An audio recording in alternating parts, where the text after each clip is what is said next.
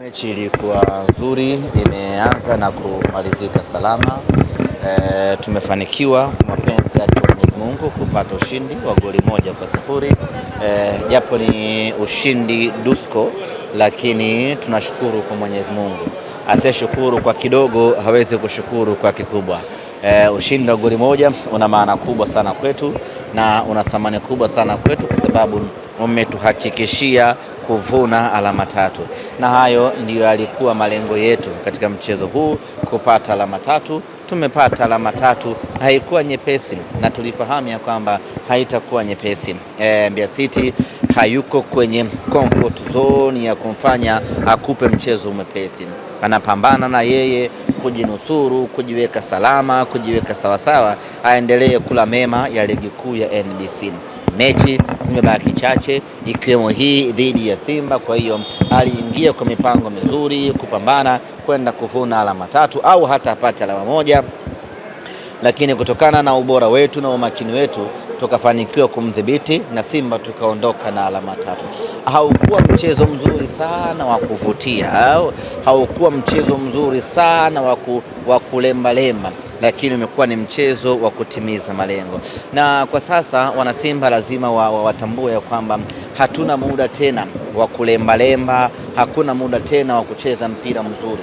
Kwa sasa, kwa mechi ambazo zimebaki na hali ya msimamo ulivyo hivi sasa, tumebakisha mechi za kupata ushindi pekee, mechi za kupata alama 3 pekee. Sio mechi za kuvutia tena, sio mechi za kucheza kwa kiwango kizuri.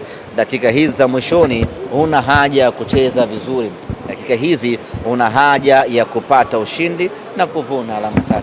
Ndicho ambacho tumekifanya. Tumepata ushindi, tumevuna alama 3. Tunawapongeza wachezaji wetu pamoja na benchi la ufundi kwa kazi kubwa ambayo wameifanya hii leo. Ile ushindi kiduchu ambao umeuzungumzia umetokana na muda ambao umecheza mchezo husika, kwa maana ya mchana. Ziko sababu nyingi zilizopelekea kupata ushindi ule ama kucheza vile. Mabadiliko ya muda sidhani sana, labda mabadiliko ya hali ya hewa. Hali ya hewa ya Dar es Salaam na ya Mbeya ni tofauti. Hali ya hewa ya Mbeya ni baridi hivi, kwa hiyo hewa inakuwa ni nzito.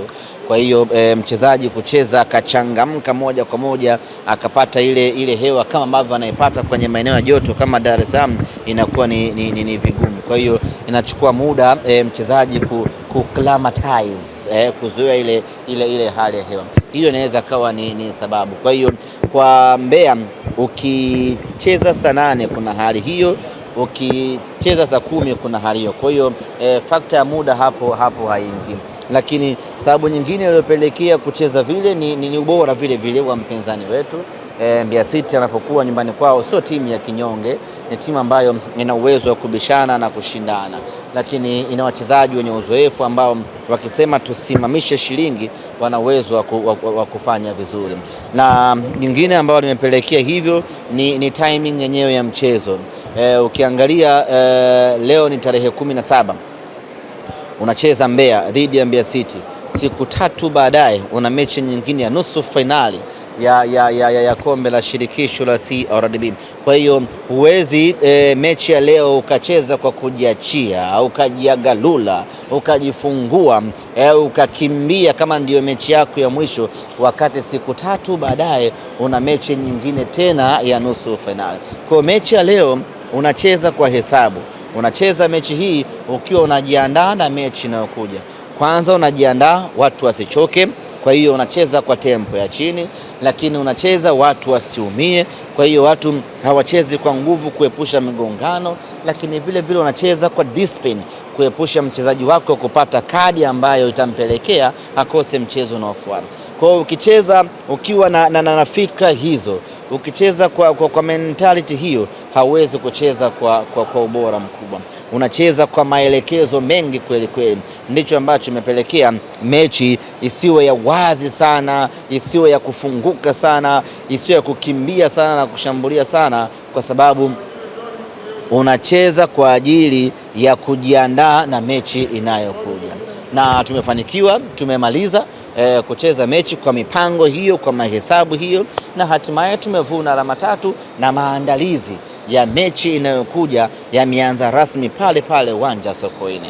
Semaji, Elly Mpanzu anaendelea kufanya kile ambacho alikifanya kwenye mchezo wenu mgumu mwingine ambao mlicheza hapa Dar es Salaam dhidi ya Pamba Jiji, na leo pia amefunga goli ambalo ndio goli limewapa pointi 3 na limekuwa goli lenu la muhimu sana kwenye mchezo wa leo. Unazungumzaje kiwango chake? Ameendelea kuonesha ubora wake Elly Mpanzu, na mimi nashangaa sana Mpanzu hayupo kwenye World Cup. I'm very surprised.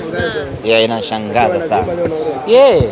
Unawaona Ureno wanacheza, Congo DR wanacheza hivi sasa, wanateseka kwa sababu wanakosa mtu kama Elly Mpanzu. Usicheke memo.